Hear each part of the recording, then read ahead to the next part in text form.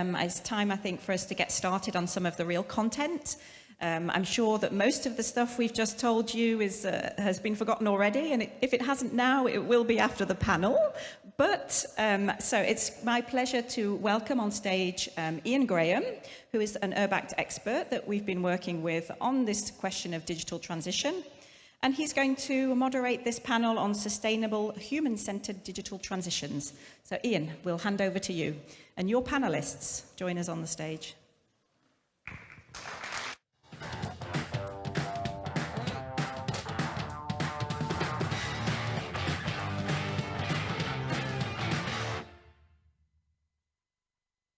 Adele and Ed for that welcome, and welcome to everybody from up here.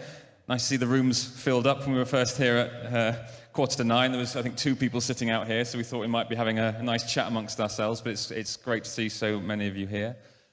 As Adele said, my name's Ian Graham. I'm one of the lead experts for URBACT, working on digital transition, particularly at the moment, and I'm also one of the team running the URBACT Tech Place initiative as well.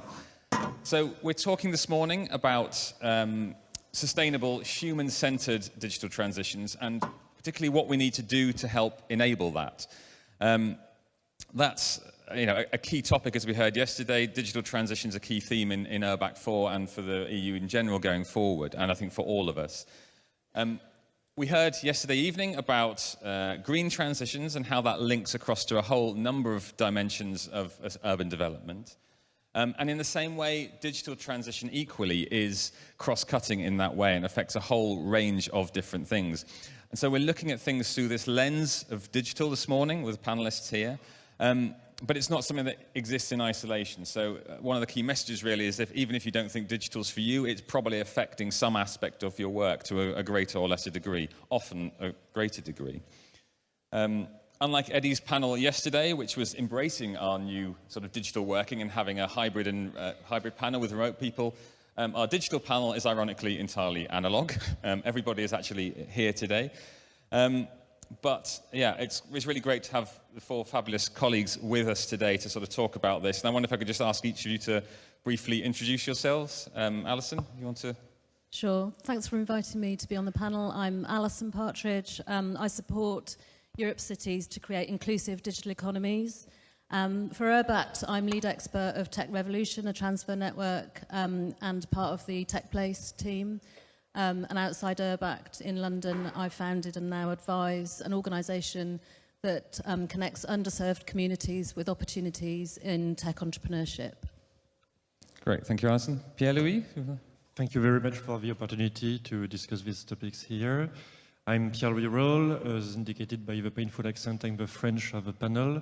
I'm the Director for Strategy and Innovation at the National Agency for Territorial Cohesion, where we roll out several programs regarding to digital policies for government towards infrastructures, for the deployment of fiber to home and 4G, 5G technologies, digital inclusions, supporting third places, and as well, of course, digital inclusion.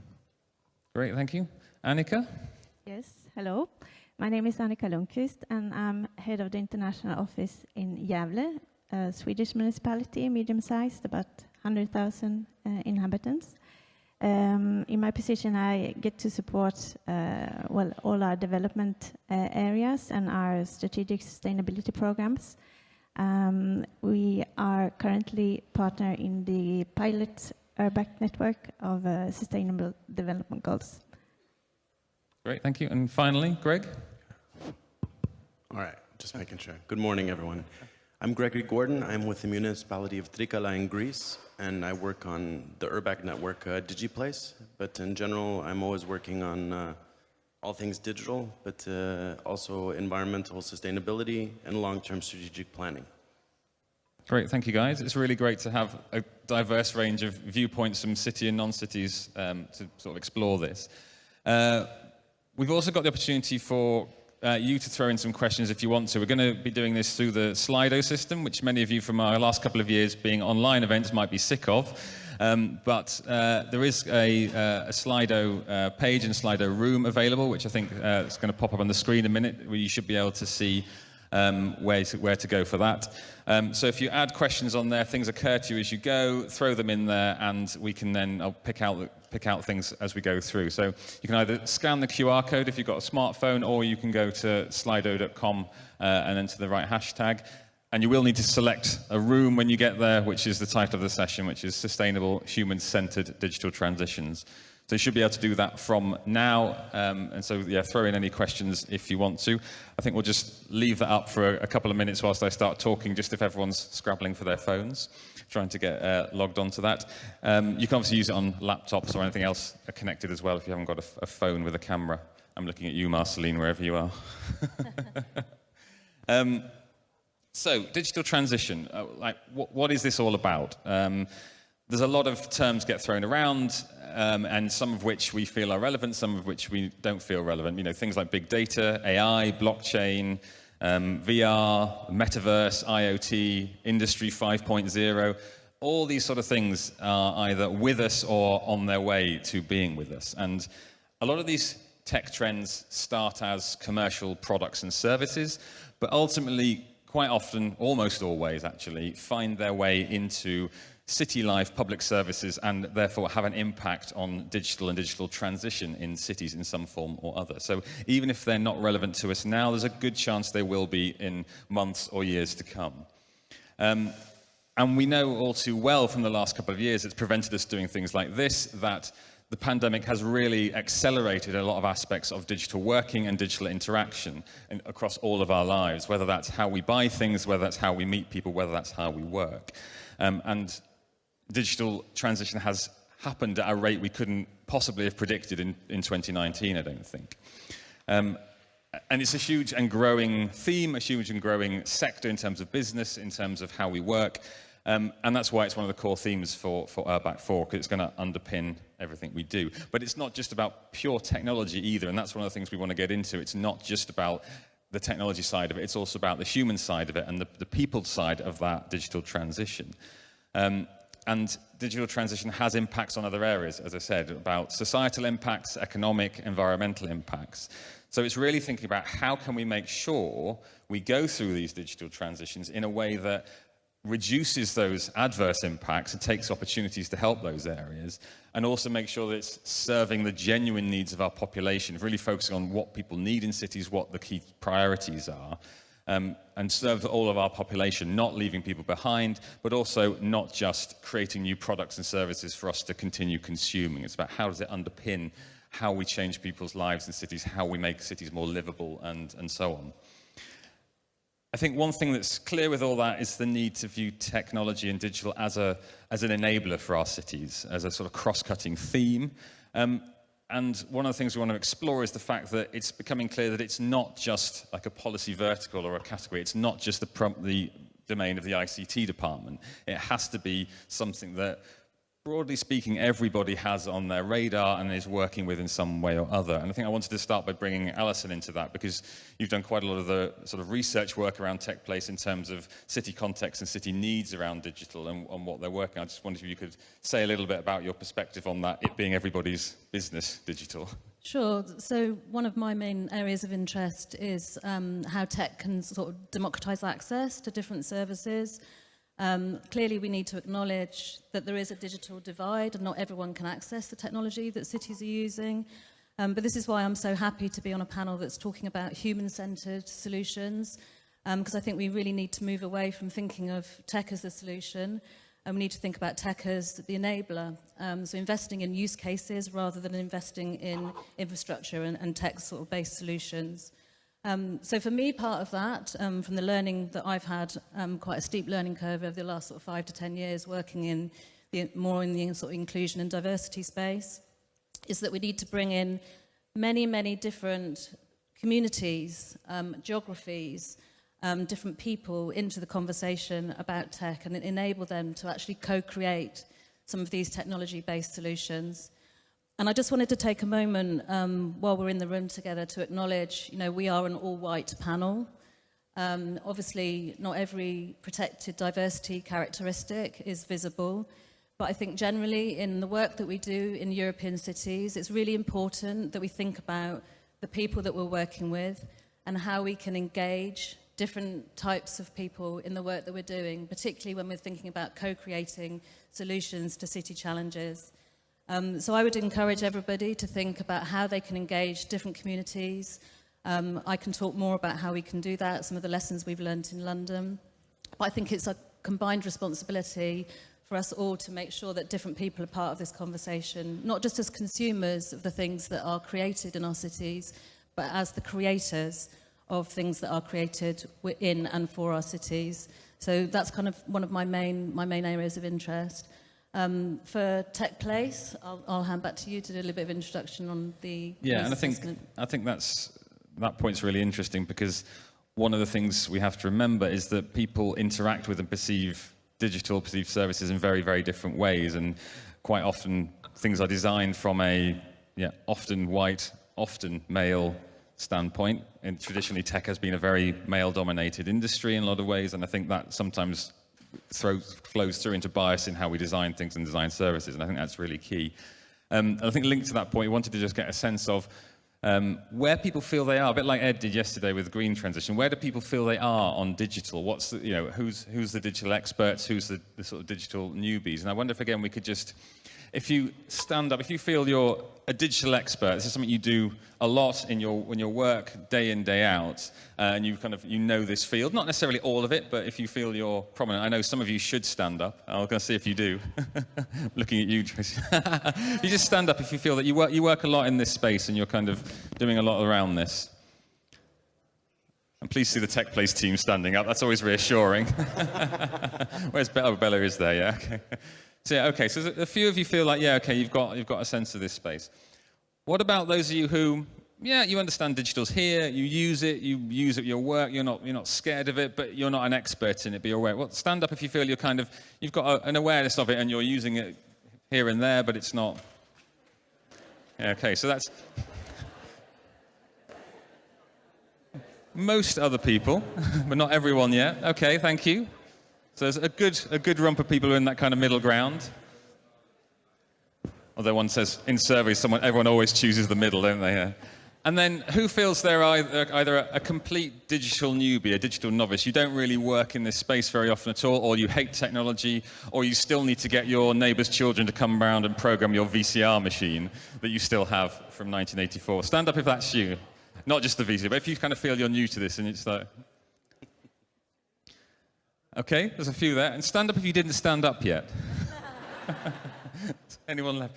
So, I think that the kind of point there is we did some work in Tech Place to kind of go, where are people on this topic? And I think, Alison, I don't know if you want to say a little bit more about what came out of that piece of work and what you did as part of that. Sure, so maybe just taking a step back. So Tech Place is a community that URBACT has set up to try and support Europe's cities with digital transition, to help you have a safe space, to learn about what other cities are doing, and to ask questions that you may not feel comfortable asking elsewhere. So it's a community that we're trying to maintain with content and conversation. And I think as a result of digital transition being named as one of the sort of key cross-cutting megatrends, I guess, at European and international level, URBACT decided last summer to do a bit of a needs assessment to see what the capacity building needs in Europe's cities are in terms of digital transitions. And I want to be really clear here that this is targeting non-techies. This is not for the tech geeks. This is not for your chief digital officer. This is for you, whether you're working in the environmental part of your city, social services, education, housing. We're looking at helping you understand what digital means for you. So that's very much the core of Tech Place. So we asked quite a few questions in the needs assessment we did last year. Thank you for everyone who responded to those questions. We asked the question, do you consider your city to be a digital pioneer or digital newbie? So 30% said they were pioneers, which is probably because more people responded to the Tech Place survey because they saw the word tech. And 70% said they were digital newbies. But probably more interestingly, 90% said they really wanted some capacity building support from URBACT in this space, particularly around understanding tech, so the need to sort of really demystify some of these acronyms, abbreviations, and general terms, like, who knows what blockchain means, what is machine learning, what is the metaverse. It's actually some really simple sort of defining language and lexicon. There was loads of stuff around culture. How do we shift our culture, and loads of stuff around what are the use cases? How can we learn from other cities to actually use some of this technology differently in our city? So as a result of the needs assessment, we're now developing a program of capacity building initiatives, which will be ready for the launch of the first action planning networks in the new year. And we're going to do some work around demystifying technology, so demystifying the language. There's modules on digital governance, digital society, digital environment, and digital economy. And lastly, but also very importantly, around agile, the need to work in a more agile way in our cities. And obviously, we're also doing that session here this afternoon. So I hope it will be useful for people. I would encourage you to join us on this journey. This is not, I think my main message here is, this is not just for techies. Like, there's no one who will not be touched. You will all be touched by digital transition, and I would encourage people to embrace it and look at the opportunities that we can use, where we can use tech for good, as opposed to being maybe a little bit fearful of the change that it's going to bring. It's with us. We can't fight it. Yeah, it's here. It's staying, and we need to deal with that. And I think, yeah, it is about that interest. And Greg and I were talking about this yesterday in terms of. It's not always about having to know the technology yourself or be able to use it. I think you can always find someone to come and code something if you need it. But it's about knowing who to call in, what skills you need, and what your strategy is for doing some of that. I guess linking into some of that, and it sort of links some of the questions that's coming around sort of the practical steps that local government can take to take control of their approach. But I wanted to go to Annika, because at a city level, you've already, in Gävle, you've been doing some things around that to try and think about how what your digital transition looks like strategically, but also how you bring much more user focus into that work. Could you say a little bit about your experience there so far? Yes, I will. Well, for us, as a start as well, digitalization is not a technical issue. It's about, the societal changes, it's about behavioral changes, it's about culture, leadership, a lot innovation, a lot of different issues.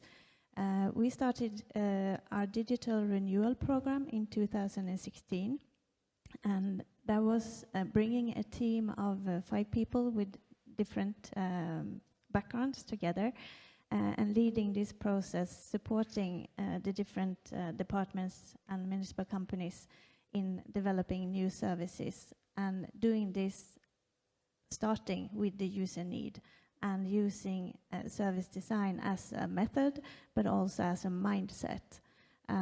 So that's how we have worked over the years. We've had a budget, or we still have, I think it's about 500,000 euros per year, so to support the different services in developing. And it's, as I said, starting with the user needs and trying to take away all those non-valuable steps, manual steps often in our services, and making more time and resources for what's really effective and where we want to put our work. And it's interesting, that bit around the methodology and the mindset as well, in the same way that digital is about technology and the human side of it. I think that's really key. And it's interesting the bit you put about budget as well, and that's sometimes the challenge, is that these things do need a bit of planning and a bit of investment as well. I think, I'm guessing you couldn't have done that without the resource that was put in to support that transition. No, but I think it's been, I also talked about leadership, and I think it's really putting the budget, that's also having a leadership, saying that this is important, this is what we need. And this has developed, so at the moment, this is now a team of 20, and really making a difference for our city.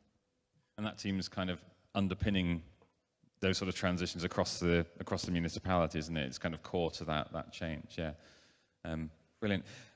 I'm just going to come across to you, Greg, because you've got some similar stories and some different stories in particular about how you were addressing that adoption of tech, that user focus, and particularly how you bring everyone with you in a very different setting to in Gävle. It's kind of, opposite end of Europe. It's a sort of different setup. Can you just tell us a bit about your experience of that?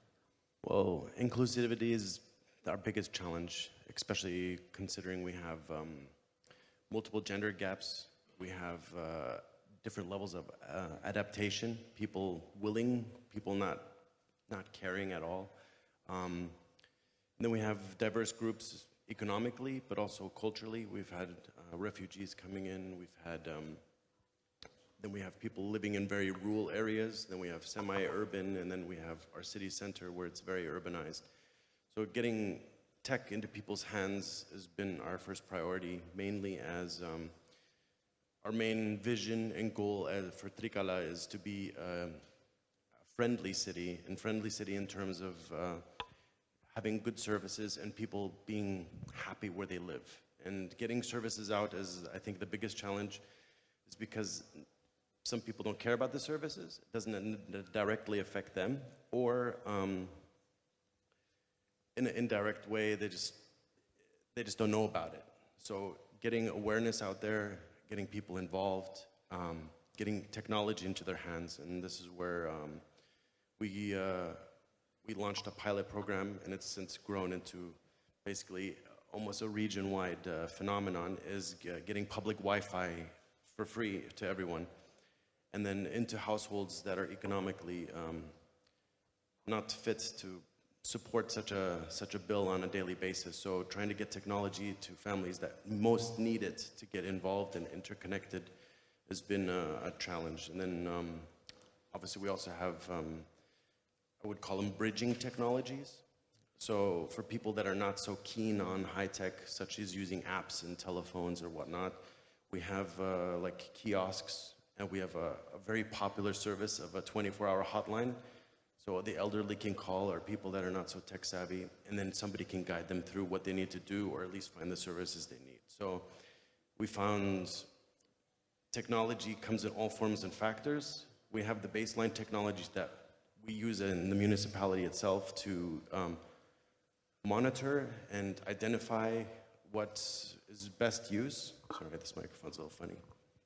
And so we can best design the needs, or basically see what people want, and trying to get that two-way dialogue is our biggest challenge that we're facing with. And so coming up with clever ways to get people involved and getting it out into the public sphere is what we're dealing on a daily basis, from kiosks, from call centers, and having information booths in public squares. So people, we have a command center where all the data is coming in, and we're an open government, so we're trying to build that trust, that two-way communication with the public. So having all the information accessible that the municipality collect, as part of our service. So we also displayed this to them in the public square so they can see what is available to them. And I think this is our biggest factor, is like, we have all the tech in the world, but getting it out to the people and getting it used in a way that is effective for them is our biggest challenge. Yeah, and I think it's that bit around trying to help people see the opportunities or the benefits of what they could do with that data or with the technology. And it's the same in cities in some respects, how you demonstrate to people that they could do it. But it's also an interesting contradiction, or clash, in terms of you show people what they want and they don't have the technology to access it potentially, like you're saying in Trikala. That how do you bring people in and make sure people can access the things that in an equitable way to allow them to participate in the world or access services? I think that kind of links quite nicely to your work, Pierre-Louis, I suppose at upper level in terms of looking at it a more national level, I guess, across the piece around digital inclusion and how you can foster that and support that. I guess it would be useful thing at a different level of government, what you're doing and how you're kind of trying to systematically support cities and individuals to be digitally included and accessible. Well, we indeed believe that access is key, and if you want to have a really human-centered digital transition, you have to give out the keys of the debate. So it means opening the data, opening the source codes, but all of this is pointless if you don't have real support for digital literacy at the local and at the national level.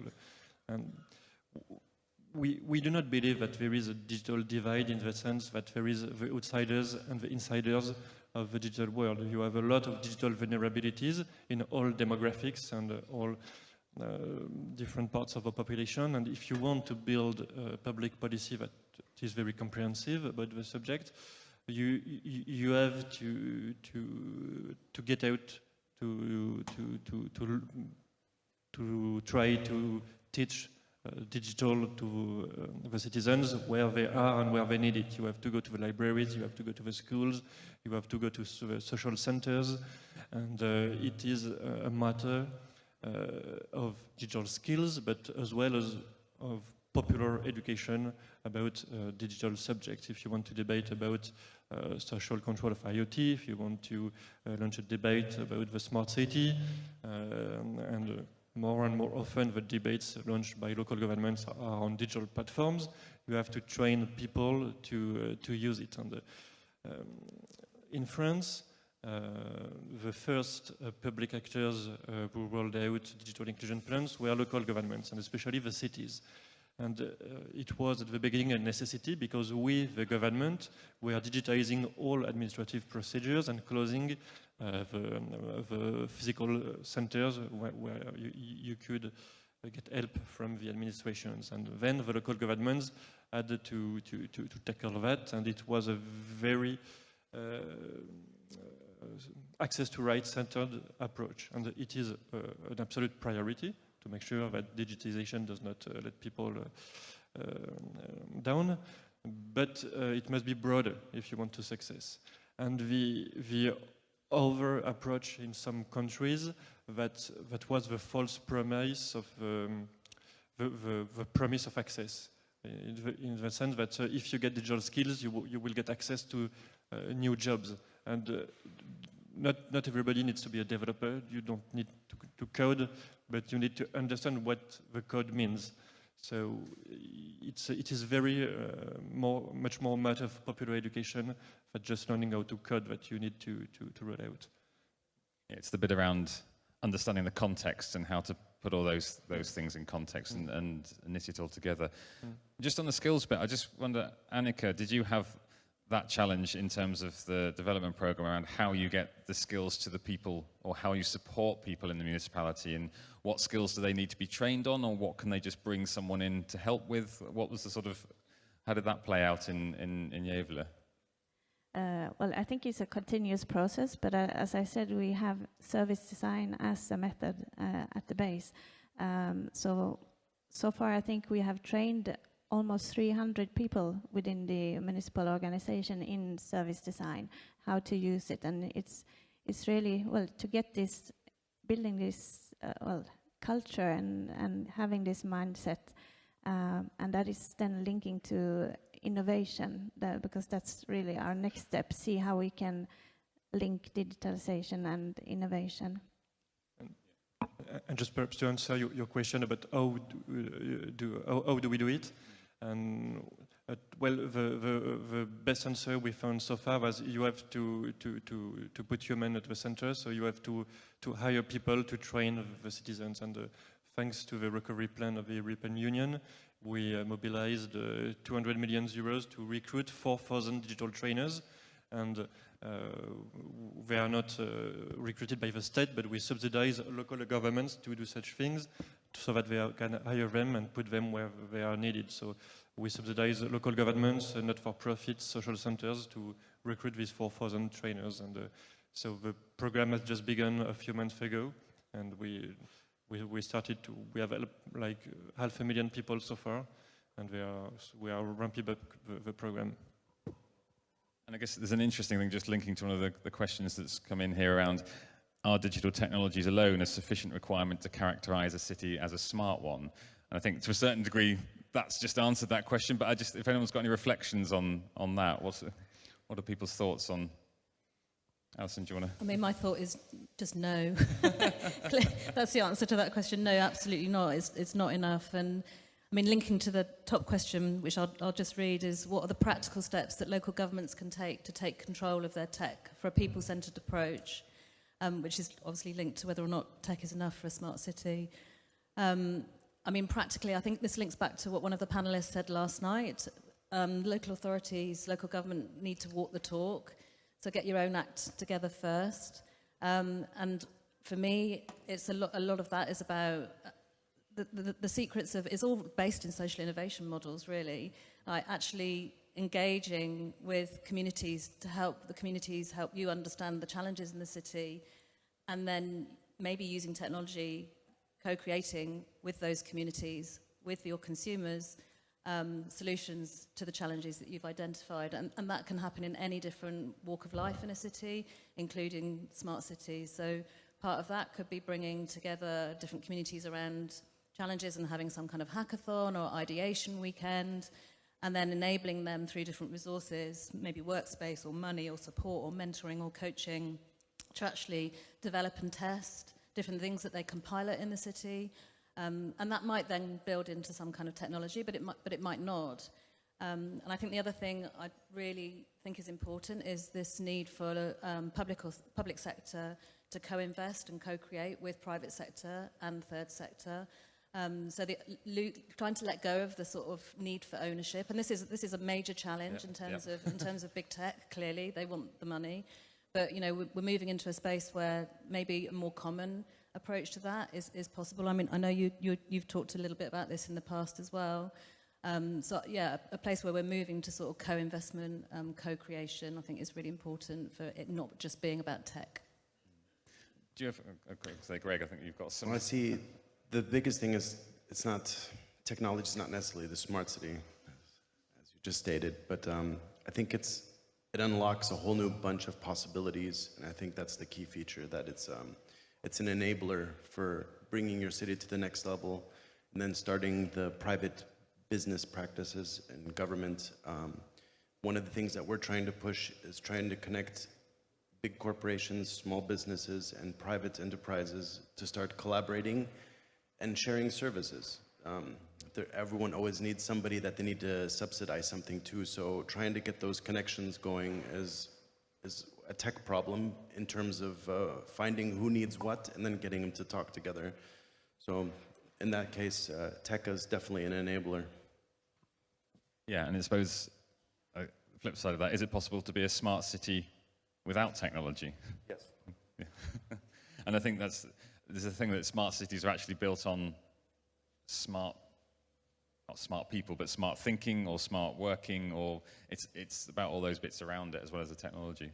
I mean, I would say yes, but, yeah. Sorry, because I would say yes, but they could probably be smarter with technology.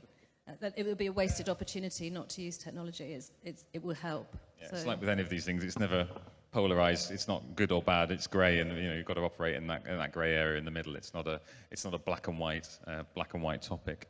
I think there's an interesting bit around that testing culture and that sort of things around living labs and around co-creation. And I think that's one of the things that we're seeing more and more of. But it's quite hard sometimes to do, I think, effectively for cities. Because Greg, in Trickery, you've been doing a little bit around sort of using the city as a living lab. For you, has that been about the technical side of it or the city side of it? How's that kind of played out in the human tech input into the sort of the things you've been trialing? Yeah, it's been more about exposure. So we have the technology. Obviously, we had our claim to fame is our self-driving bus. We were the first in Europe, but it's not so much the bus for us. It was the underlying technology that was being developed to run this technology. So an AI that gives us all these other potentials and opportunities that we can deploy in different sectors of our city. Obviously, for the public eye, it was the bus, and it seems a bit gimmicky at times, but generally speaking, what it did do is make the public aware of these technologies and their existence and just what they are capable of. So this exposure is a tool that we utilize to then either fund other technologies or at least get people on board to kind of understand where we're going with this. So yes, doing tests is a huge, huge opportunity for us, but it's also a platform for us to then invite the public who would like to innovate.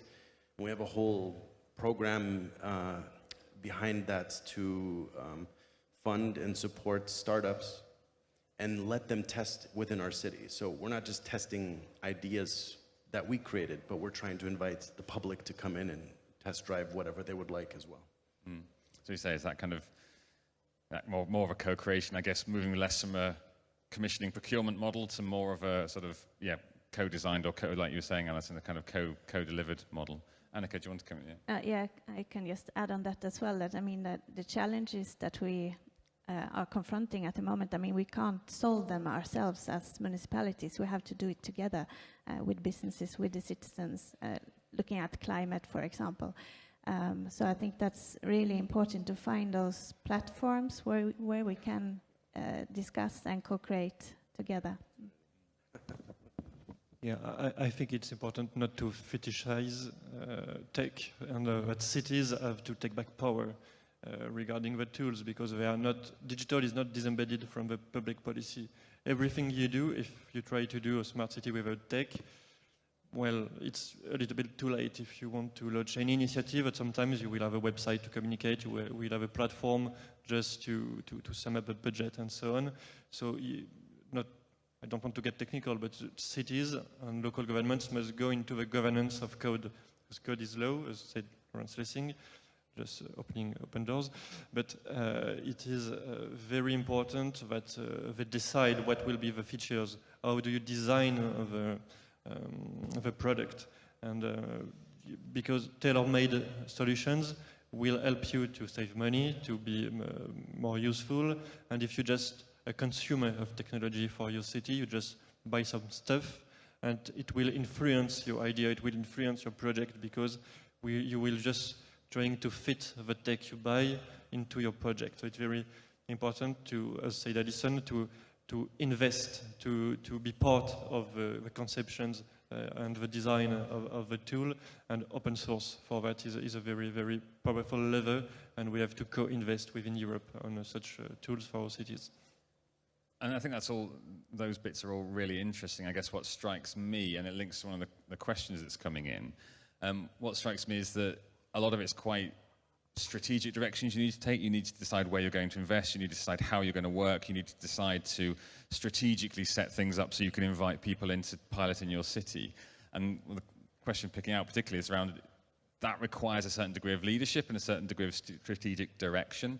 And do our city leaders know enough about this stuff? And I think you've probably all got a view on that from your different situations. I mean, I know Alison's doing a whole session around agile city leadership later this afternoon, but what's your kind of feeling on that? Again, coming back to the needs assessment you did, do we know enough about it yet? Or is it widespread? Well, no, and we never will. Nobody ever will, because it's always constantly evolving. So that's what makes it so challenging, because you just can't keep up with the pace of development. But also that's what makes it so interesting and why it offers so much potential.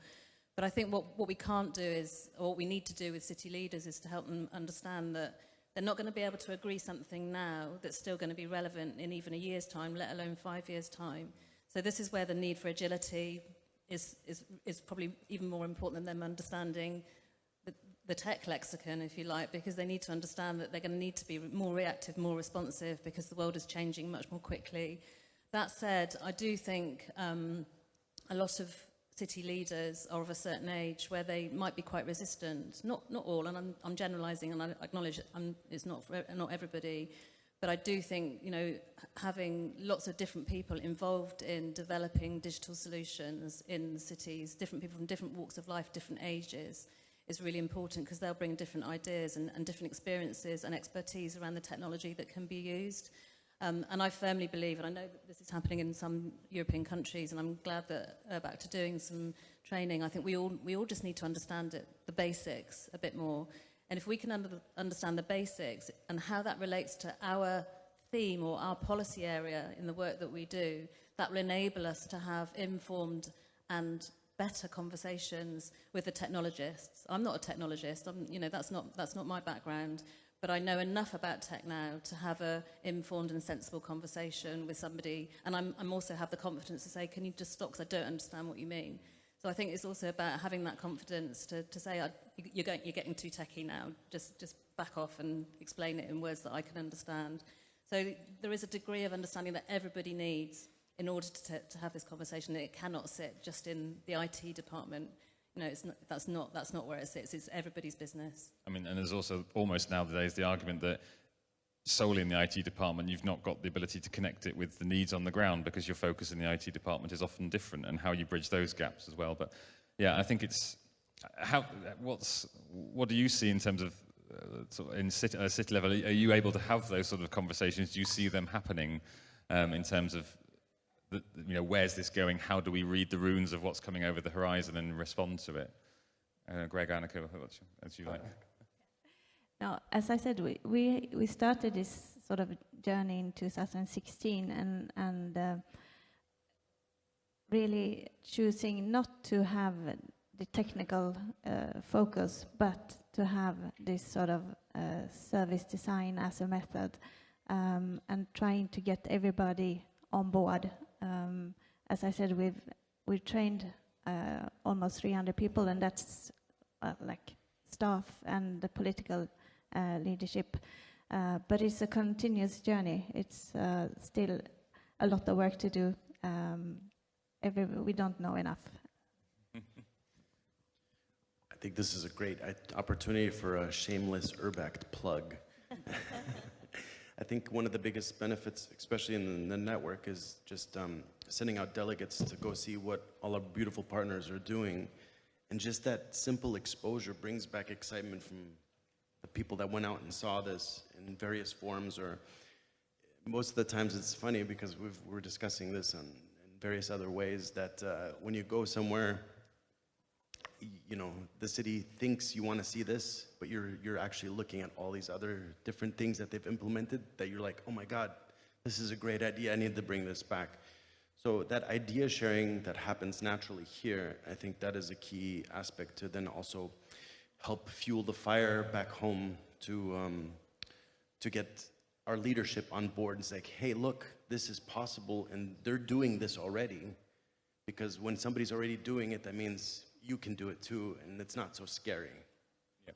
No, and I think the inspiration bit, and there's numerous examples of in the tech space and in other non-tech, you go on a city visit and you go, even if it's something you knew about, you see how it works, you see how it sits, you see how people react to it, and you can take it back. And there is then that challenge around how easy is it to import into your own city. It's not always just, sometimes you can just go and buy that system and put it in place and it works. Sometimes there's a huge amount of change in a journey that's gone towards setting something up. But I guess just thinking, sort of building on that point, I guess to kind of sort of bring us to a closing point, I guess you've almost preempted that sort of thought process that was going in my mind. Is like, what can this group, what can Urbact, what can this type of exchange do? And particularly do now, but what's coming? What needs to happen? How do we engage with that changing landscape? And what can someone like Urbact do to support cities in doing that? Yeah, Alison, do you want to go? So, I mean, obviously, I've talked already about the capacity building work that Urbact is investing in. I think that's an important first step. For me, it's about being open and learning from each other. I mean, Urbact is absolutely supremely positioned to enable this and facilitate it. Some cities are doing great stuff. You need to be able to touch it and feel it, to understand it, and talk to the people behind it, and have safe conversations about those technologies and solutions.